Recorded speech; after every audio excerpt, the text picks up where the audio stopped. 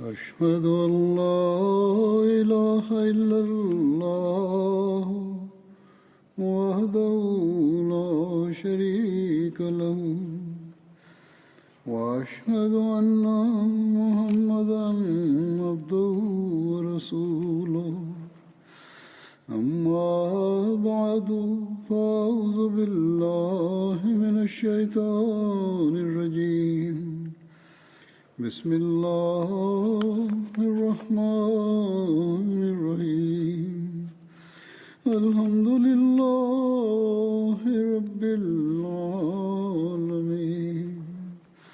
الرحمن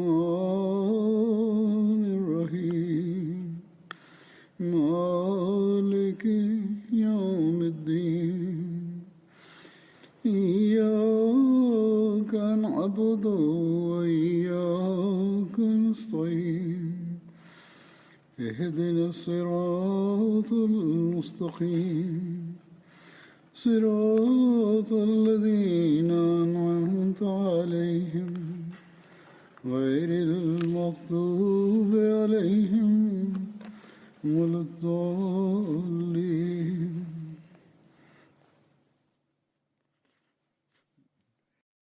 Bugun Badr jangida qatnashgan sahobalar zikr etiladi. Avvalo men bir narsani izohlab o'tmoqchiman. Musnad Ahmad ibn Hanbaldan Hazrat Muoz to'g'risida bir rivoyat zikr etilgan edi. Bu rivoyat o'lat vabosi haqida edi. Unga ko'ra Rasululloh sallallohu alayhi vasallamdan yaqin orada sizlar Shomga hijrat qilasizlar, sizlar uni fath etasizlar. Biroq u yerda yaralar chiqadigan bir kasallik sizlardan ustun keladi. U insonni zinopoyaning ostki bosqichidan ushlab oladi, deb aytiladi. Bu rivoyatning tarjimasida bir xatolik bor edi. Shuning uchun zikr etilgan narsa ham oydinlashmaydi. Men bu rivoyatning to'g'ri tarjimasini yana aytib o'taman. Ismoil ibn Ubaydaldan shunday rivoyat qilinadi. Hazrat Muoz ibn Jabal roziyallohu anhu deydilar: Men Rasululloh sallallohu alayhi vasallamdan quyidagi so'zlarni eshitganman. Sizlar Shomga hijrat qilasizlar. U sizlar orqali fath etiladi. U yerda yaralar chiqadigan va qattiq chaqadigan kabi bir kasallik paydo bo'ladi.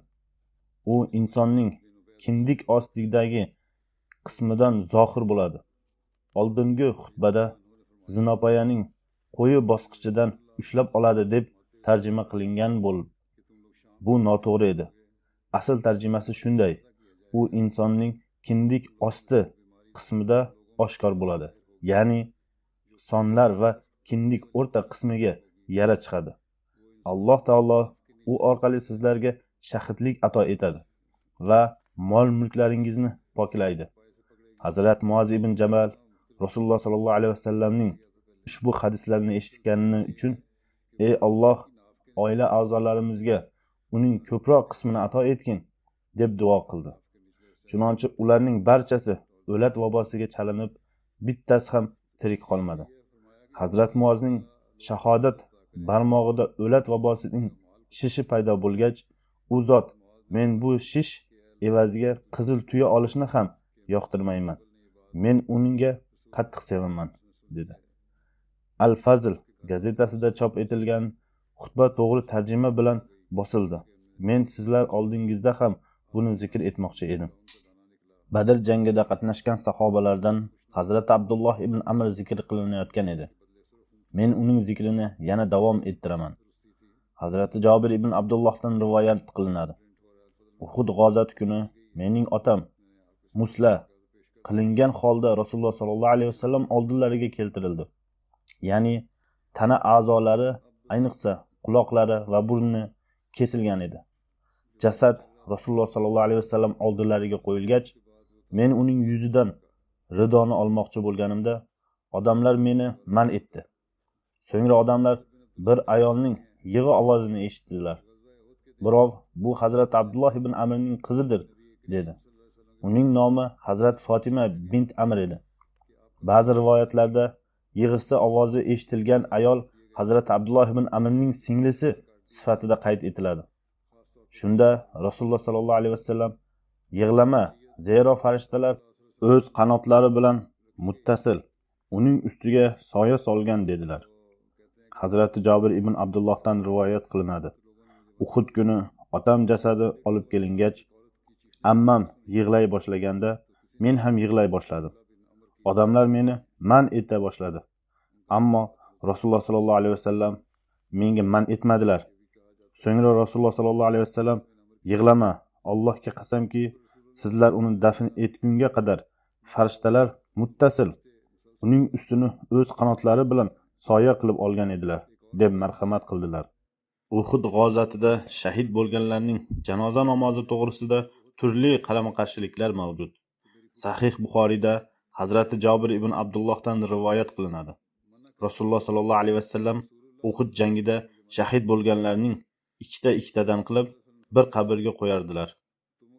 Qabrga qo'yishdan avval bulardan qaysi bir Qur'onni ko'proq yodlagan deb so'rardilar.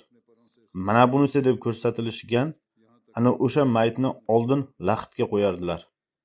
So'ngra Rasululloh sallallohu alayhi vasallam bu kishilar Alloh yo'lida jonini qurbon qilganlarga qiyomat kuni men guvohlik beraman deb ularning qonlarini yuvdirmay va janoza ham o'qitmay dafn qilishni buyurdilar. Sahih Buxoriydagi yana boshqa rivoyatda Hazrati Uqba ibn Umar deydi: Rasululloh sallallohu alayhi vasallam bir kuni tashrif buyurib, Uhud g'azotida shahid bo'lganlarning janozasini o'qidilar. Buxoriydagi yana bir boshqa rivoyatga ko'ra, Rasululloh sallallohu alayhi vasallam Uhudda shahid bo'lganlarga janoza namozini Uhud g'azotidan 8 yil o'tib o'qidilar. Sunan ibn Mojida Ibn Abbosdan rivoyat qilinadi. Uhud g'azotida shahid bo'lganlarning jasadlari Rasululloh sallallohu alayhi vasallam oldilariga olib kelingan edi. Rasululloh sallallohu alayhi vasallam 10tadan shahidga janoza namozini o'qidilar. Biroq Hazrat Hamzaning jasadi Rasululloh sallallohu alayhi vasallam oldillarida mavjud bo'lib turardi. Qolgan jasadlar olib ketilardi. Sunan Abu Dovudda Hazrat Anas ibn Malikdan rivoyat qilinadi. Uhud g'azoti kuni shahidlarga g'usl qildirilmagan. Ular qonlari bilan, ya'ni yaralari bilan birga dafn etilardi va ulardan bittasiga ham janoza namozi o'qilmadi. Sunan Abu Dovuddagi Hazrat Anasdan qilingan bir rivoyatga ko'ra, Rasululloh sallallohu alayhi vasallam Hazrat Hamzadan bo'lak hech bir shahidning janozasini o'qimadilar. Ibn Hasham va Xalbiya nomli siyrat kitoblarida yozilishicha, Rasululloh sallallohu alayhi vasallam Uhud shahidlariga quyidagicha janoza namozini ado etdilar. Eng birinchi Hazrat Hamzaning janoza namozini ado etildi. Rasululloh sallallohu alayhi vasallam janoza namozida 7 marta takbir aytdilar. Xalbiya siyrat asariga ko'ra, Rasululloh sallallohu alayhi vasallam 4 marta takbir aytganlar. Shundan so'ng qolgan shahidlarning jasadlari bittadan olib ketilib, Hazrat Hamzaning jasadi bilan qo'yilardi. Rasululloh sallallohu alayhi vasallam ular ikkalasiga janoza namozini o'qidilar. Shunday qilib, barcha shahidlarga janoza namozi bir martadan va Hazrat Hamzaning janoza namozi 72 marta yoki ba'zilar nazdida 92 marta ado etilgan. Sirat asari Dalaulun Nubuvvada qayd etilishicha, Hazrat Hamzaning jasadi yoniga 9 ta shahidning mayiti olib kelinib, ularga janoza namozi ado etilardi. So'ngra o'sha 9 ta jasad olib ketilib, yana 9 tasi olib kelinardi. Shunday qilib, barcha shahidlarga janoza namozi ado etildi.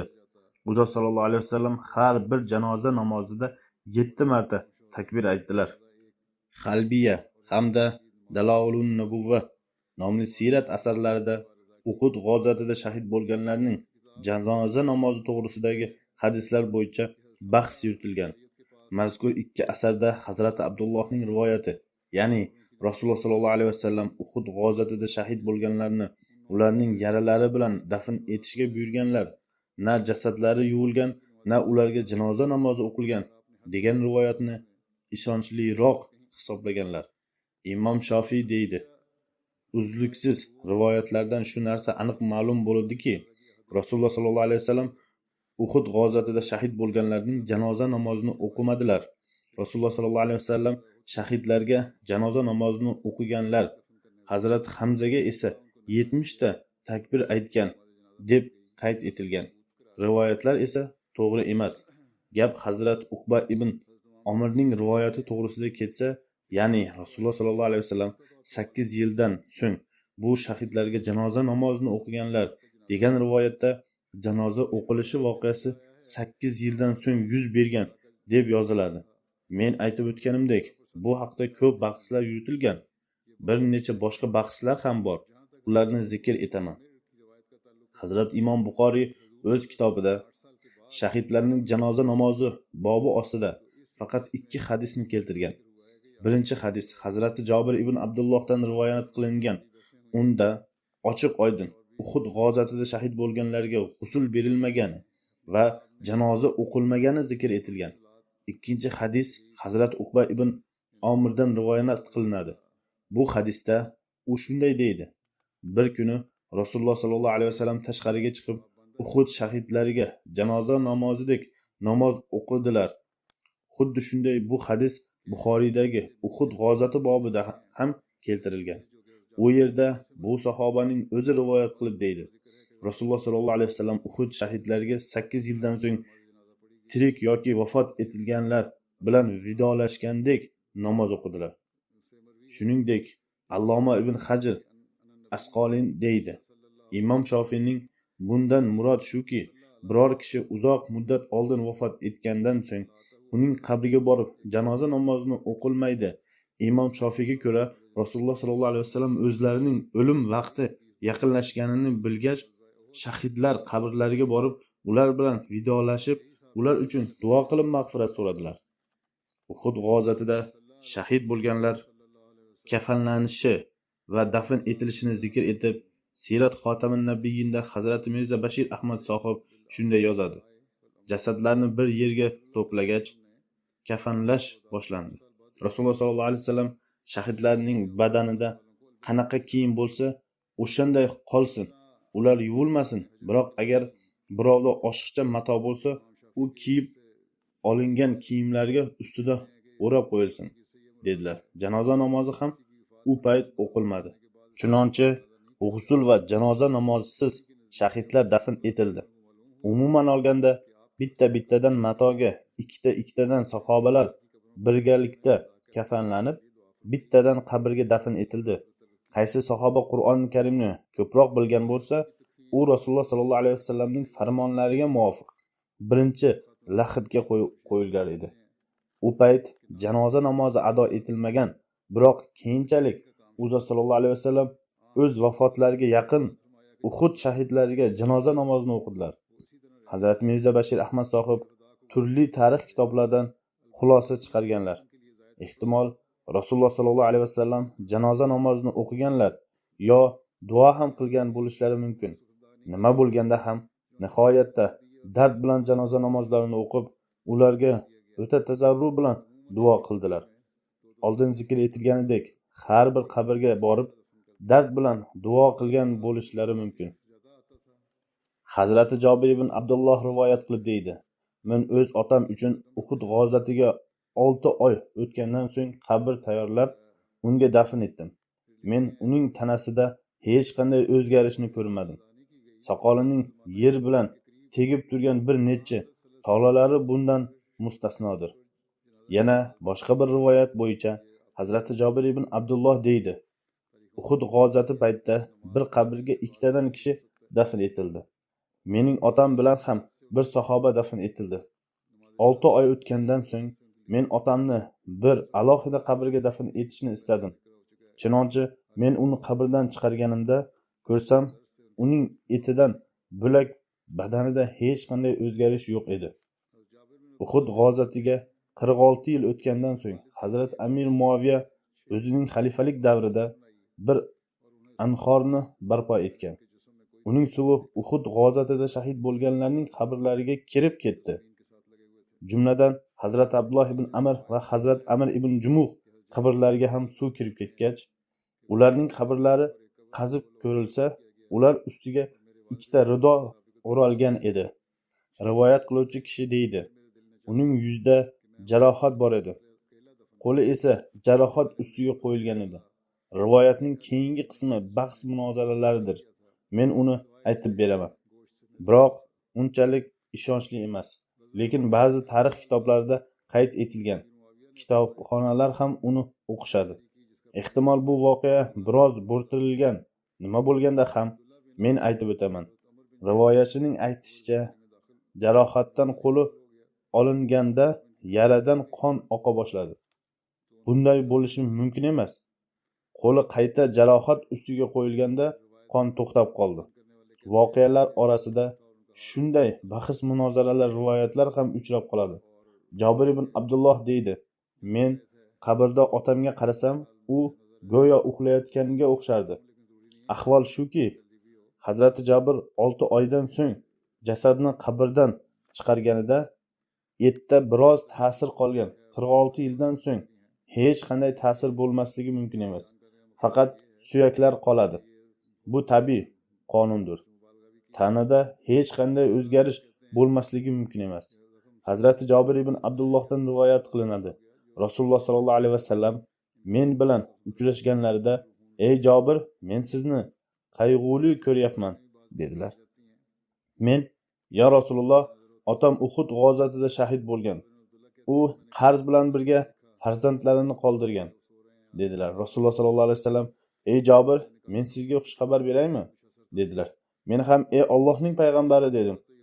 U zot sollallohu alayhi vasallam: "Alloh taolo har bir kishi bilan parda ortida gaplashgan. Ammo Alloh taolo otangizni tiriltirib, u bilan yuzma-yuz gaplashib: 'Ey Abdulloh ibn Amr, men sen uchun nima qilishimni istaysan?' dedi. U kishi: 'Ey Allohim, men dunyoga qaytarishingni va sening yo'lingda jang qilib yana bir bor o'ldirishlikni istayman", dedi.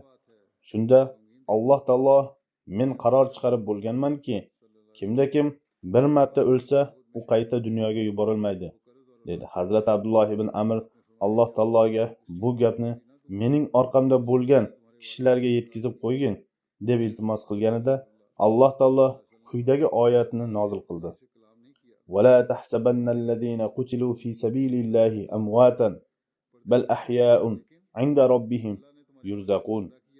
Ya'ni Alloh yo'lida qatl etilganlarning hargiz o'lgan deb o'ylama. Yo'q, ular barhayotdirlar va ularning parvardigorlari huzurida rizq berilmoqda. Ali Imron 170-oyat. Bu oyatni men Hazrati Jabir ibn Abdulloh zikrida ham aytib berganman. Alloh taoloning Hazrati Abdulloh bilan suhbat voqeasining tafsilotini 4-xalifa rahimahulloh alayh xalifa bo'lishidan oldingi bir nutqlarda shunday tasvirlab berganlar.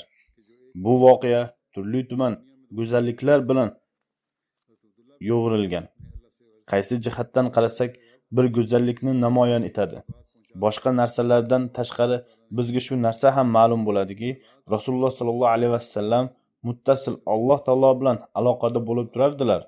Bandalarga ham mehribonlik nazari bilan qarab turardilar va o'z parvardigorlari bilan ham aloqada bo'lib turardilar. Rasululloh sollallohu alayhi vasallamning bir qanotlari sahobalar ustiga yoyilgan bo'lsa, ikkinchisi esa rafiqi a'la bilan muttasil va chambarchas bog'langan edi.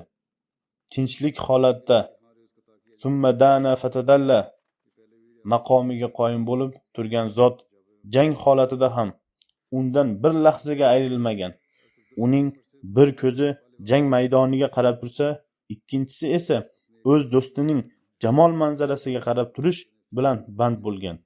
Uning bir qulog'i rahmat yuzasidan sahobalar tomonidan bo'lgan bo'lsa, ikkinchisi arsh ustida o'z parvardigorining shirin so'zlarini eshitish bilan band bo'lgan. U kishi dastbarkor, dilbayor edi. U zot sahobaga g'amxo'rlik qilganida Alloh taolo unga g'amxo'rlik qilar edi. Abdulloh ibn Amirning qalb ahvolidan xabar berib, darhaqiqat Alloh taolo u zot sollallohu alayhi vasallamga quyidagicha xabar berayotgan edi: "Ey menga eng ko'p muhabbat qiluvchi kishi, qarangki, biz sizga nisbatan ishq muhabbatni o'z orif bandalarimizning qalblariga to'ldirib qo'ydik. Bu foniy dunyodan o'tgandan so'ng ham sizning o'y fikringiz ularni chulg'ab turadi. Ular sizlarni jang maydonida yolg'iz qoldirib ketganlari uchun g'am alamdirdilar. Sizning muqobalangizda ular jannatga ham unchalik qiziqmayapti. Ularning jannati faqat shuki, keskir qilichlari bilan qayta chopilib, yana siz bilan birga bo'lishlar, yana siz bilan birga bo'linsinlar, yana siz bilan birga bo'lsinlar. Hazrat Jabir ibn Abdulloh rivoyat qilib deydi. Amir ibn Abdulloh o'lganida u qarzdor edi. Men Rasululloh sallallohu alayhi vasallamdan siz qarzni talab qiluvchilarga tushuntirsangiz, ular qarzini biroz yengillashtirishsin deb iltimos qildim. Rasululloh sallallohu alayhi vasallam qarzini talab qiluvchilar oldilariga buni taqdim etdilar. Biroq ular ko'nmadilar. Shunda Rasululloh sallallohu alayhi vasallam menga borib, o'z xurmolaringizni har bir qismini Allohdan alohida qo'ying. Ajvo nomli xurmoni alohida qo'ying. Xurmoning Azak bin Zayd qismini alohida qo'ying. So'ngra menga xabar yetkazing deb marhamat qildilar. Chunonchi men shunday qildim va Rasululloh sallallohu alayhi vasallamga xabar yetkazdim. U zot sallallohu alayhi vasallam tashrif buyurib, xurmolar ustiga yo ular orasida o'tirib oldilar. So'ngra u zot sallallohu alayhi vasallam menga endi bularni tortib bering dedilar. Chunonchi men ularga tortib beraverdim, hattoki men ularning to'liq haqlarini ado etganimda ham xurmolar ortib qoldi. U hech kamaymayotgan edi. Hazrat Abdulloh ibn Amr o'z orqasida o'g'li Jabir ibn Abdullohdan tashqari 6 qizni qoldirgan. Sahih Buxoriydagi bir rivoyatga ko'ra, Hazrat Abdulloh ibn Amr ortida 7 yoki 9 ta qiz qolgan.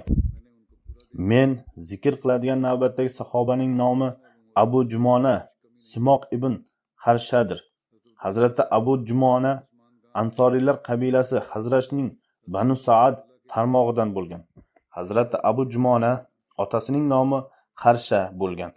Ba'zilarga ko'ra otasining nomi Avas, buvasining nomi esa Harasha edi. Hazrat Abu Jumona onasining nomi Hamza bint Harmala edi.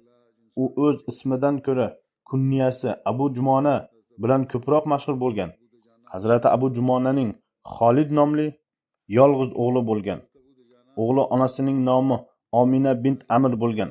Hazrat Utba ibn G'azvon Makkadan Madinaga hijrat qilib borganida Rasululloh sallallohu alayhi vasallam u bilan Hazrat Abu Jumon o'rtasida birodarchilikni o'rnatdilar.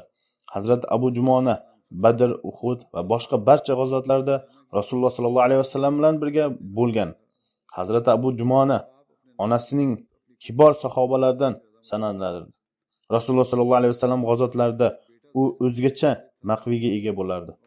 Hazrat Abu Jumona nihoyatda dovyurak kishi bo'lib, mohir chavandoz edi. Unda bir qizil rangli bog'ich bor edi. U uni jang paytida boshiga bog'lab olardi. U qizil bog'ichni peshonasiga bog'laganida odamlar uning jang uchun tayyorgarligini bilib olardilar. Hazrat Abu Jumona botir hamda jasur kishilardan sanalardi. Muhammad ibn Ibrohim o'z otasidan rivoyat qilib deydi. Hazrat Abu Jumona janglarda o'zining qizil sallasidan tanib olinardi. Badr g'azotida ham bu salla uning boshida edi. Hazrat Muhammad ibn Umar deydi. Hazrat Abu Jumona Uhud g'azotida ham xuddi shunday holatda qatnashardi. Rasululloh sallallohu alayhi vasallam bilan birga sobit qadamda bo'lib turardi va u zotga o'lim uchun bayat qildi. Uhud g'azoti kuni Hazrat Abu Jumona va Hazrat Mus'ab ibn Umayr Rasululloh sallallohu alayhi vasallamni qattiq himoya qilishgan. Hazrat Abu Jumona qattiq jarohatlangan. Hazrat Mus'ab ibn Umayr esa o'sha kuni shahid bo'lgan. Hazrat Anasdan rivoyat qilinadi. Rasululloh sallallohu alayhi vasallam Uhud kuni kim bu qilishni olib haqqini ado etadi dedilar. U zot sallallohu alayhi vasallam oldilariga men deb odamlar qo'llarini cho'zishdi. Rasululloh sallallohu alayhi vasallam yana kim bu qilishni uning haqqi bilan oladi dedilar. Hazrat Anas roziyallohu anhu dedi. Boshqa odamlar to'xtab qolishganida Hazrat Somiq ibn Harasha Abu Jumona men uning haqqi bilan olaman dedi. So'ngra u kishi qilishni oldi va mushriklarning qal'alarini yorib tashladi. Yana bir boshqa rivoyatga ko'ra Hazrat Abu Dujona uning haqqi nimadan iborat deb so'raganida Rasululloh sallallohu alayhi vasallam u bilan biror musulmonni qatl etmaysiz, biror kofir qarshisidan qochmaysiz dedilar. Shunda Hazrati Abu Dujona, men bu qilichni uning haqqi bilan olaman dedi. Rasululloh sallallohu alayhi vasallam Hazrati Abu Dujonaga qilichni topshirganlarida u kishi mushriklarning kallalarini yorib yubordi. Quyidagi bay'atlarni o'qidi. Men Safo nomli joyda xurmo daraxtlari yonida bo'lganimizda do'stim mendan ahd olgan kishiman. U va'da quyidagicha bo'lgan: men lashkarning orqa saflarida turmayman. Alloh va uning payg'ambari qilichi bilan dushmanlarga qarshi urushaman. Hazrat Abu Dujona lashkar saflari orasida mag'rurona yurganini Rasululloh sallallohu alayhi vasallam ko'rganlarida Alloh bunday yurishni yomon ko'radi. Biroq mana shunday o'rinlar bundan mustasno dedilar. Hazrati Zubayr ibn Avom rivoyat qilib deydi: Rasululloh sallallohu alayhi vasallam Uhud kuni bir qilichni taqdim etib, kim bu qilichni uning haqqi bilan oladi deganlarida men turib, ya Rasululloh, men dedim. Rasululloh sallallohu alayhi vasallam menga parvo qilmadilar. Rasululloh sallallohu alayhi vasallam yana kim bu qilichni uning haqqi bilan oladi deya so'radilar. Men ya Rasululloh, men dedim. Rasululloh sallallohu alayhi vasallam yana menga parvo qilmadilar. Rasululloh sallallohu alayhi vasallam 3-marta bu qilichni uning haqqi bilan kim oladi dedilar. Hazrat Abu Dujona Simoq ibn Harsha o'rnidan turib, ya Rasululloh, men bu qilichni uning haqqi bilan olaman va uning haqqi nimada iborat deb so'radi. Rasululloh sallallohu alayhi vasallam bu bilan hech bir musulmonni qatl etmaysiz va dushman oldidan qochmay oxirigacha bellashasiz dedilar. Hazrati Zubayr deydi: shundan keyin Rasululloh sallallohu alayhi vasallam Abu Dujonaga qilichni berdilar. Abu Dujonaning ahvoli shunday ediki, u jang uchun tayyorlanganida boshiga qizil boshni bog'lab olardi. Hazrati Zubayr deydi: men bugun u bu qilichning haqqini qanday ado etishini ko'raman deb o'yladim. Hazrati Zubayrning rivoyat qilishicha, Abu Dujona oldiga kim kelgan bo'lsa, u o'ldirib, chopib tashlab, olg'alab ketaverdi. Hattoki u lashkardan o'tib ularning ayollariga yetib bordi. Ular tog' etagida do'mbira chalib turgan edilar. Ulardan bir ayol quyidagicha baytlarni o'qiyotgan edi. Biz tong yulduzi Torqning qizlarimiz. Biz bulutlar ustida yuramiz. Agar sizlar olg'a qadam tashlasangiz, biz sizlarni quchoqlaymiz va o'tirishimizning uchun yostiqlar tutamiz. Agar sizlar orqaga o'girib qochsangizlar, biz sizlardan ayrilib ketamiz. Bu shunday ayrilish bo'ladiki, undan so'ng siz va biz oramizda hech qanday muhabbat aloqasi qolmaydi. Hazrat Zubayr davom etib deydi: qarasam, Abu Dujona bir ayol tomon qilichni ko'tarib, keyin to'xtab qoldi. Jang tugaganidan so'ng men sizni to'liq jangda urushayotganingizni ko'rdim. Siz bir ayolga qilichni tortib, so'ngra to'xtatib qoldingiz. Bunga sabab nima edi? deb so'radi.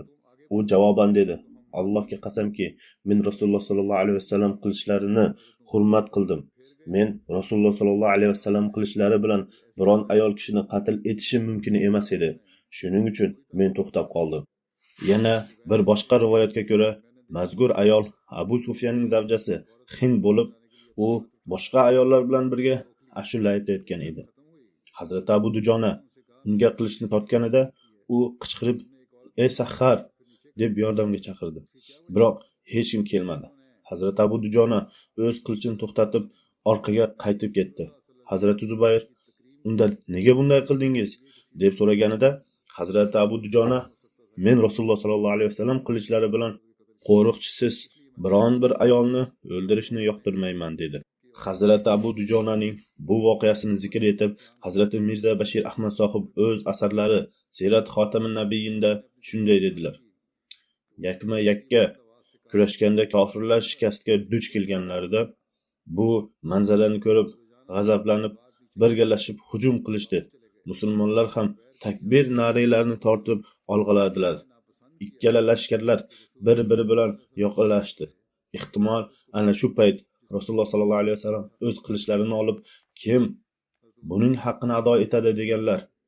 Ko'pgina sahobalar xohish istaklarini bildirib qo'llarini cho'zishgan. Ular orasida Hazrat Umar va Hazrat Zubayr ham mavjud bo'lganlar. Balki ba'zi rivoyatlarga ko'ra Hazrat Abu Bakr va Hazrat Ali ham mavjud bo'lganlar. Ammo Rasululloh sollallohu alayhi vasallam o'z qo'llarini tiyab turdilar. Yana uning haqqini kim ado etadi deb so'rab turdilar. Oxir oqibat Abu Dujona Ansoriy o'z qo'lini cho'zib, "Ya Rasululloh, menga bersangiz", dedi. Rasululloh sollallohu alayhi vasallam bu qilichni Hazrat Abu Dujonaga berib qo'ydilar. Abu Dujona esa qilichni olib mag'rurona yura boshladi. Rasululloh sollallohu alayhi vasallam sahobalarga Alloh taolo bunday yurishni yomon ko'radi, biroq shunday o'rinlarda bundan mustasnodir dedilar. Hazrat Zubayr Rasululloh sollallohu alayhi vasallam qilichlarini olishni ko'proq xohlagan edi. Yaqin qarindoshchiligi sababli ham o'zini haqliroq deb o'ylardi.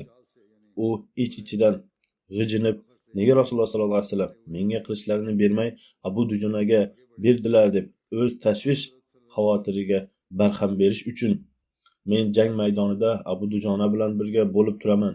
U bu qilich bilan nima qilishini ko'raman deb ahd qildi. Chunonchi Hazrat Zubayr dedi. Abu Dujona o'z boshiga bir qizil bog'ichni bog'lab qilichni qo'lga olib hamda shoirlarni xirgiyoyi qilib mushriklar safarlariga kirib ketdi. Qarasam, u qaysi tomonga borsa, o'sha tomonni yer bilan yakson qilib borayotgan edi. Men uning oldiga kelib, omon qolgan kishini ko'rmadim. Hattoki Abu Dujona Quraysh lashkaridan o'tib ikkinchi tomonga chiqib ketgan edi. U yerda Quraysh ayollari turgan edi. Abu Sufyan zavjasi Hind nihoyatda to'lqinlanib o'z erkaklarini jo'shqinlantirayotgan edi. U Hazrat Abu Dujona oldiga kelganida Abu Dujona unga qilich ko'tardi. Shunda Hind qattiq qichqirib erkaklarni yordamga chaqirdi. Biroq yordamlashgani hech kim kelmadi. Qarasam, Abu Dujona o'z qilichini tushirib olib, undan nari ketdi. Hazrat Zubayr dedi. Shunda men Abu Dujonadan dastlab siz qilich ko'tarib, so'ngra tushirib olgansiz. Nima sabab bor deb so'rasam, Abu Dujona qalbim Rasululloh sollallohu alayhi vasallam qilichlarini hech bir qo'riqchisi yo'q ayolga ko'tarishga rozi bo'lmadi dedi. Hazrat Zubayr dedi. Shunda men Rasululloh sollallohu alayhi vasallam qilichlarining haqqini haqiqiy Abu Dujona ado etganini bilib oldim. Ehtimol men bu haqni ado eta olmasdim. Mening ichimdagi g'ijinish barham topdi. Ikkinchi xalifa roziyallohu anhu bu voqeani quyidagicha aytib berganlar. Rasululloh sollallohu alayhi vasallam Uhud jangida bir qilichni taqdim etib, men bu qilichni uning haqqini ado etishga va'da bergan kishigina beraman dedilar. Ko'p sondagi kishilar bu qilichni olish uchun o'rinlaridan turgan edilar. Ammo Rasululloh sollallohu alayhi vasallam bu qilichlarni Abu Dujona Ansoriyga berdilar. Jang maydonidagi bir joyda makkaliklarning bir necha askarlari Abu Dujonaga tashlanishdi. U zot roziyallohu anhu ular bilan urushayotganida qarasa, bir askar nihoyatda jo'shqinlik bilan urushayotganini ko'rganlar. U zot roziyallohu anhu qilichini ko'tarib, u tomon oshiqdi, ammo unga tegmay qaytib keldi. Abu Dujonaning bir do'sti undan, "Nega uni qoldirib qo'ydingiz?" deb so'raganida u shunday dedi. Men uning oldiga borganimda og'zidan shunday bir jumla chiqdiki, men bundan uning erkak emas, ayolligini bilib qoldim. Sherigi unga nima bo'lsa ham u askarlardek lashkarda urushayotgan edi. Siz nega uni qoldirdingiz? Deganida Abu Dujona, qalbim Rasululloh sollallohu alayhi vasallam bergan qilichlarini bir zaif ayolga qarshi ishlatishini yoqtirmadim, deb javob berdi. Hazrat Muslim Ma'ud roziyallohu anhu davom etib dedilar. Rasululloh sollallohu alayhi vasallam ayollarni hurmat, ehtirom qilishni doimo o'rgatdilar. Shuning uchun kofir ayollar ko'proq taf tortmay musulmonlarga ziyon yetkazishga harakat qilar edilar.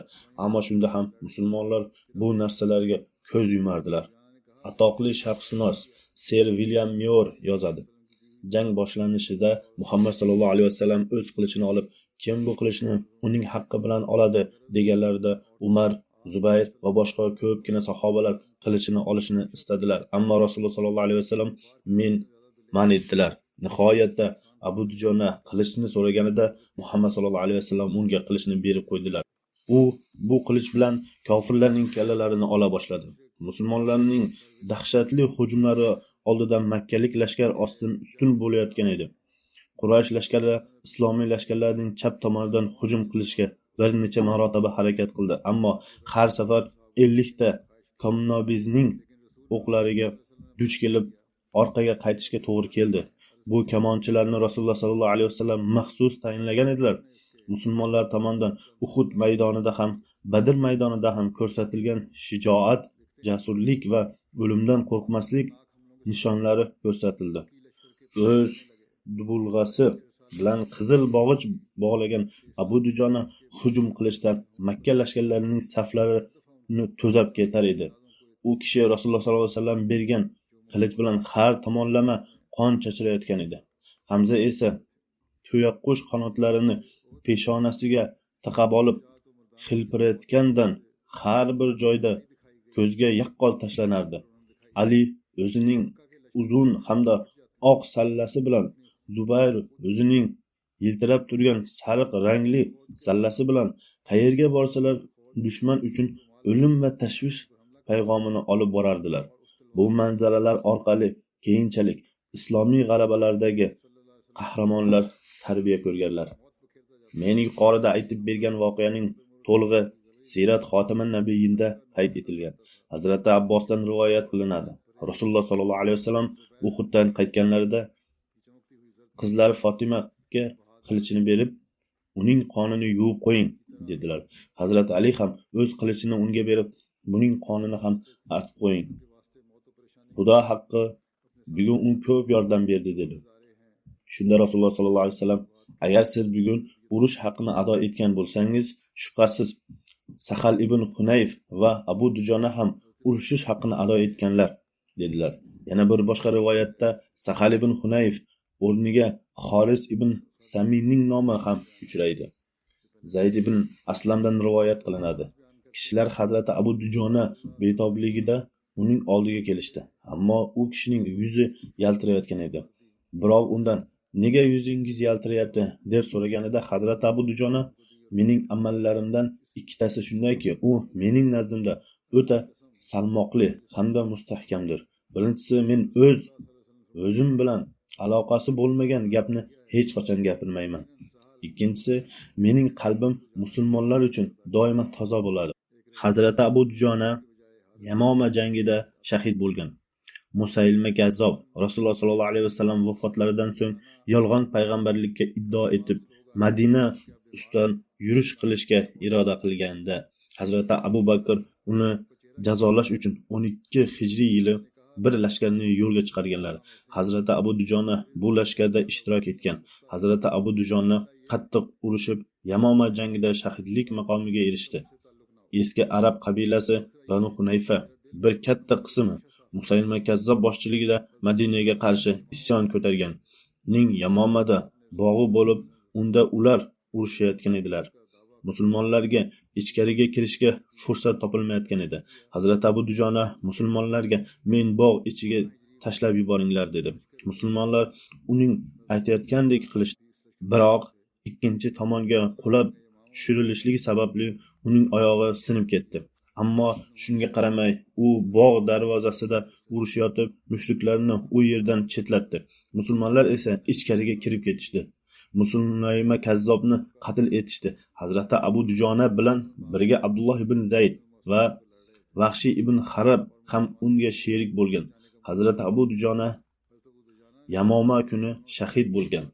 Boshqa bir rivoyatga ko'ra, Hazrati Abu Dujona Sifiyin jangida Hazrati Ali tomonidan urushayotib vafot etdi. Ammo bu rivoyat unchalik ishonchli emas. Birinchi rivoyat ishonchliroq hamda ko'proq qayd etilgan. Men oldin ham biroz ma'lumotlar berganman. Yana qisqacha aytib o'taman. Hazrati Abu Dujona Ansoriy edi. Rasululloh sallallohu alayhi vasallamning Madinaga hijrat qilishlaridan oldin islomni qabul qilgan. Madinada aholisidan bo'lgan. U Rasululloh sallallohu alayhi vasallam bilan birga Badr jangida qatnashib, jasurlik javhalarini ko'rsatish sharaftiga ishtirok etish saodatiga ega bo'lgan. Uhud maydonida jang vaziyati o'zgargan edi. Ya'ni dastlab musulmonlar g'alabaga erishayotgan edi. So'ngra musulmonlarning darani bo'shatib qo'yishlari sababli kofirlar qaytadan hujum qilishdi va vaziyat musulmonlarga qarshi hal bo'ldi. Shunda Rasululloh sallallohu alayhi vasallam yonlarida qolgan sahobalar jumlasidan Hazrati Abu Dujona ham bo'lgan. Rasululloh sollallohu alayhi vasallamni mudofaa qilishda qattiq jarohatlanishga qaramay orqaga hech tisilmadi. Bir marta Hazrati Abu Dujona betobligida o'z sherigiga shunday dedi: ehtimol Alloh taolo mening ikki amalimni qabul qilar. Birinchisi, men hech behuda gapirmayman, birovni g'iybat qilmayman. Ikkinchisi, hech bir musulmonga nisbatan qalbimda gina qudrat yo'q. Shu yerda Hazrat Abu Dujonaning zikri yakun topdi. Men hozir ba'zi marhumlarni zikr etaman. Ularning janoza namozlarini ham o'qiyman. Ulardan bittasi shahid ham bo'lgan. Peshawar rayonidagi Sayyid Jalol sohibning o'g'li Mahbubxon sohib yaqin o'tgan kunlarda shahid etilgan. Mahbubxon sohibni Ahmadiyya jamoati muxoliflari 2020-yilning 8-noyabr kuni ertalabki soat 8 da Peshaovardagi Shayx Muhammad qishlog'ida o'q uzib shahid etishdi. Inna lillahi va inna ilayhi roji'un. Tafsilotlarga ko'ra, Mahbubxon sohib 6-noyabr kuni Peshaovardagi Xushxol Town mahallasidan Shayx Muhammadiyada istiqomat qiluvchi o'z nevarasi bilan uchrashgani bordi. 8-noyabr kuni qaytib kelish uchun uydan chiqib, avtobus bekatida turganida noma'lum kishilar kuzatib unga o'q uzdi. Bir o'q uning boshining orqa qismiga tegib, oldi tomonidan chiqib ketgan. Natijada u voqea joyida vafot etdi. Inna lillahi va inna ilayhi roji'un. Voqeadan so'ng qatl etilgan kishi qochib ketdi. Marhum taxminan 80 yoshda edi. Shahid marhum sog'liqni saqlash muhandisligi idorasidan nazoratchi sifatida 2002-yil nafaqaga chiqib, nafaqa xo'rlikda hayot kechirayotgan edi. Shahidning otasi Sayyid Jalol sohib 1930-yili bayat qilgan edi. Marhum tug'ma Ahmadiy bo'lib, sanoqsiz fazilatlarga ega edi. Tahajjudga rioya qiluvchi, hamdardlik, mehmondo'stlik va saxiylikda o'zgacha o'rin tutardi. Din payg'omini yetkazishga ko'proq qiziqib, peshqadamliklardan bo'lar edi. Unga ehtiyot choralarini ko'rish aytilganda u kishi hozir aslida Alloh taolo oldiga hozir bo'lish vaqti kelgan. Agar menga shahidlik ato etilsa, bu men uchun saodat bo'ladi, derdi. Demak, uning bu xohish istagi ham ro'yobga chiqdi. Mahbubxon sohibning zavjasi Meroj begim sohiba shunday sharoifga erishganki, uning otasi Muhammad Said sohib, amakisi Bashir Ahmad sohib 1966-yili shahid bo'lishgan. Endi bu saodat uning turmush o'rtog'iga ham nasib etdi. Shunday qilib, Meroj begim sohiba bir shahidning qizi, bir shahidning jiyani va bir shahidning zavjasidir. Marhum orqasida zavjasi Meroj begim sohiba, ikki o'g'il Munavvar sohib va Fazil Ahmad sohib, ikki qiz Zakiya begim sohiba va Vahida begim sohibalarni qoldirgan.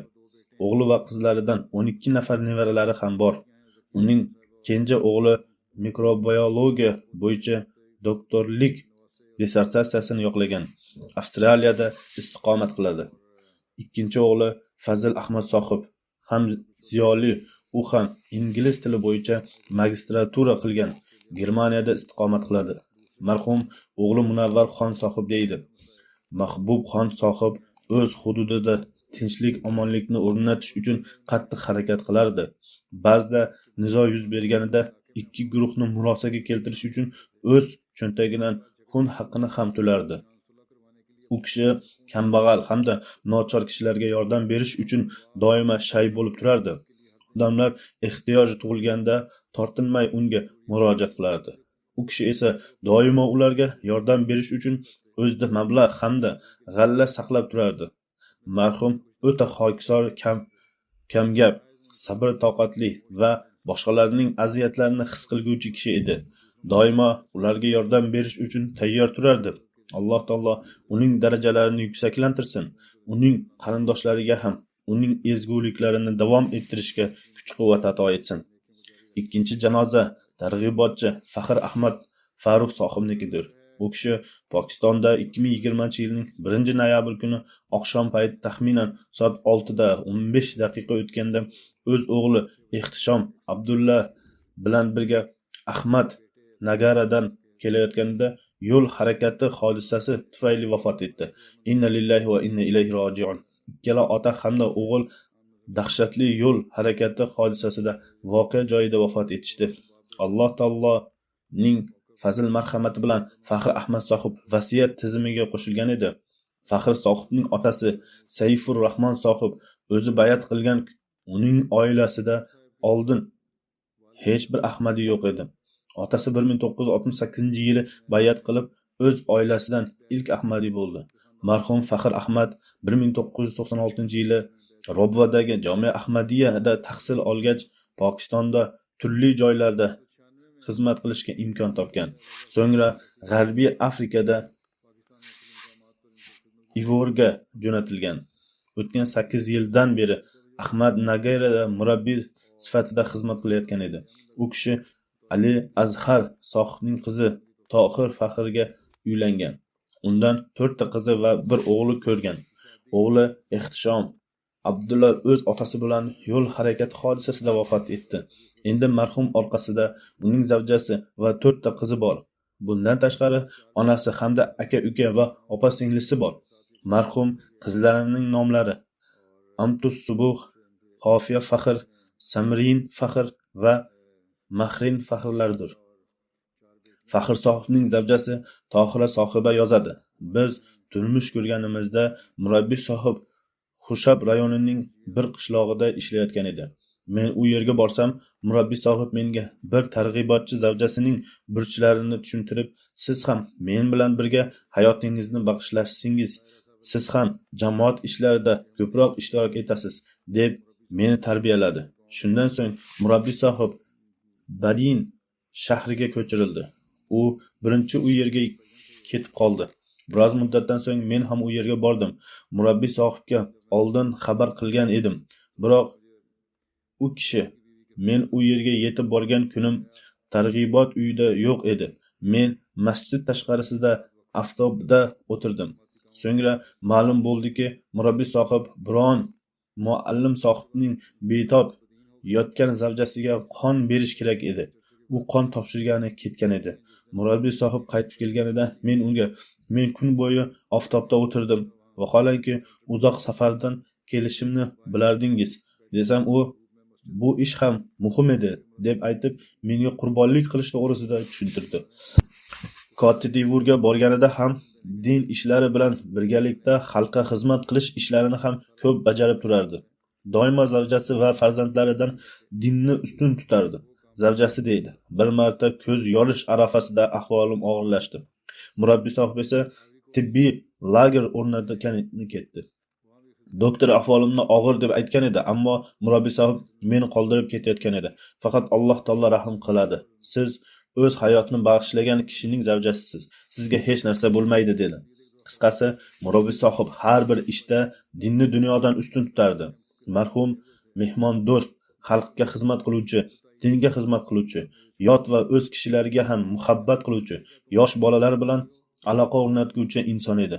Odamlarning turli muomalalari, xoh u Alloviy bo'lsin yo jamoatga tegishli bo'lsin, xoh g'ayri ahmadiylarniki bo'lsin, uni nihoyatda go'zal uslub bilan hal qilardi.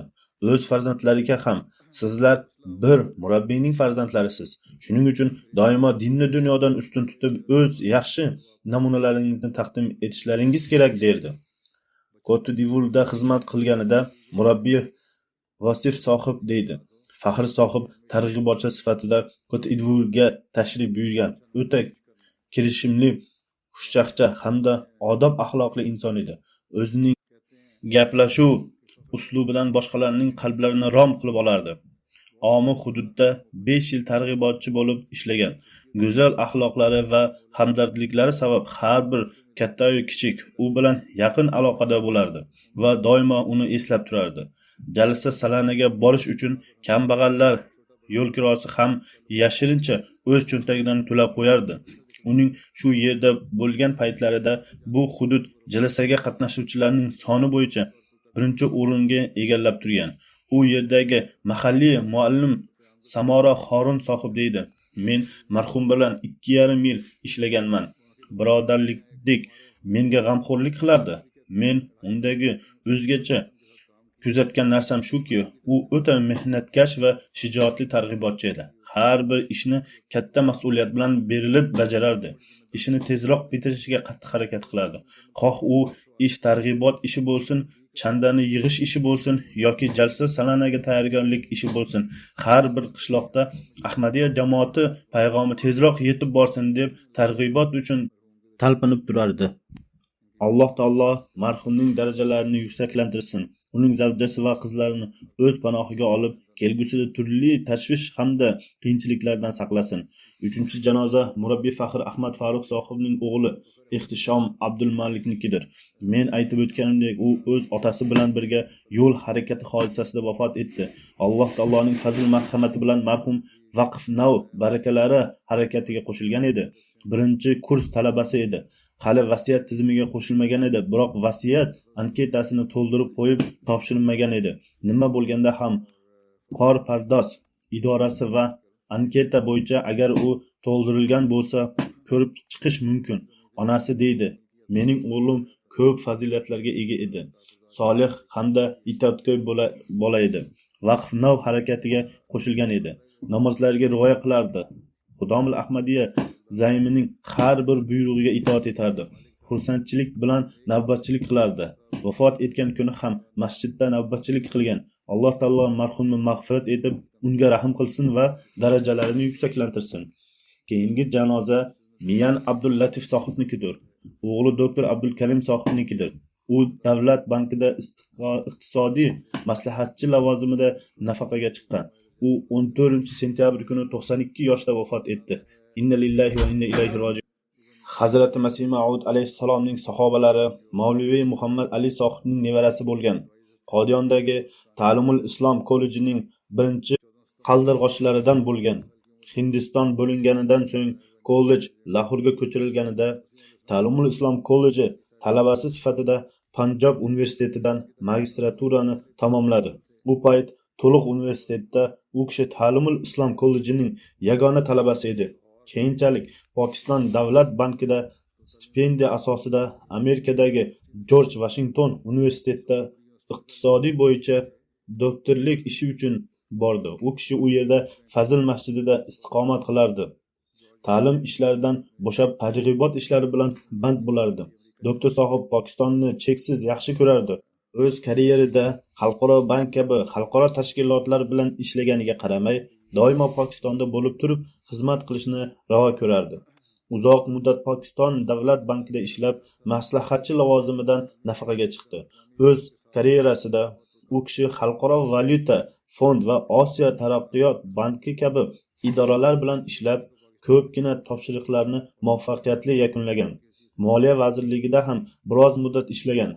1 yillik budjet ham uning nazorati ostida tayyorlangan edi. U kishi 2 yil uchun Xalqaro valyuta fond tomonidan Sudan hukumatining iqtisodiy ahvolini to'g'rilash uchun Xartumga jo'natilgan.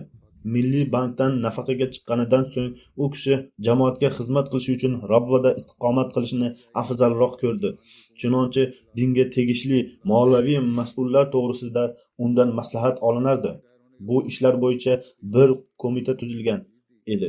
Men ham u kishidan maslahat olib turganman. Juda ham soz maslahat berguvchi inson edi. Juda ham chiroyli maqollar yozardi. Chuqur tadqiqot qilardi va har bir muomalaning amaldagi yechimini taqdim etardi. U ba'zi asarlarni ham yozgan. Shular jumlasidan islomning asosiy narsalari, ingliz tilida islomning hayot falsafasi va moliyaviy taomili, ingliz tilida sudning haromligi hamda rizqni hosil qilish, urdu tilidagi asarlarda 1989-yili nafaqaga chiqqanidan so'ng 4-xalifa rahmatullohi alayh chaqirilganlarga labbay deb aytib, o'zini vaqf qilib, iqtisodiyotdan dars berish uchun O'zbekiston poytaxti Toshkent universitetiga ketdi. U yerda 6 oy xizmat qilib turdi. 4-xalifa rahmatullohi alayh garov hamda sud ishlari bo'yicha tadqiqot qilish uchun olimlar hamda mohirlarni iborat bir qo'mitani tuzgan edilar. Bu bo'yicha bir qo'mita ham bor edi. Marhum uning a'zosi ham bo'lgan. Bu qo'mitaning men ham marhum bilan birga biroz muddat ishlaganman. Aytib o'tganimdek, marhum asosli dalillar bilan gapirardi.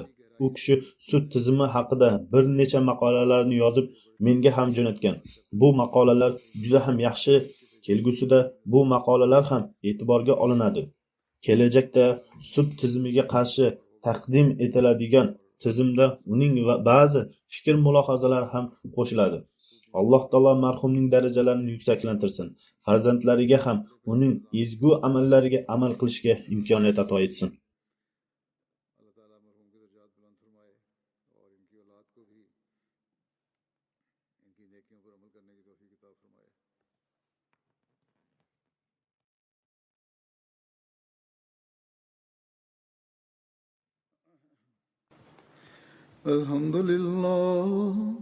الحمد لله نحمده ونستعينه ونستغفره ونؤمن به ونتوكل عليه ونعوذ بالله من شرور أنفسنا ومن سيئات أعمالنا من يهده الله فلا مضل له ومن يضلله فلا هادي له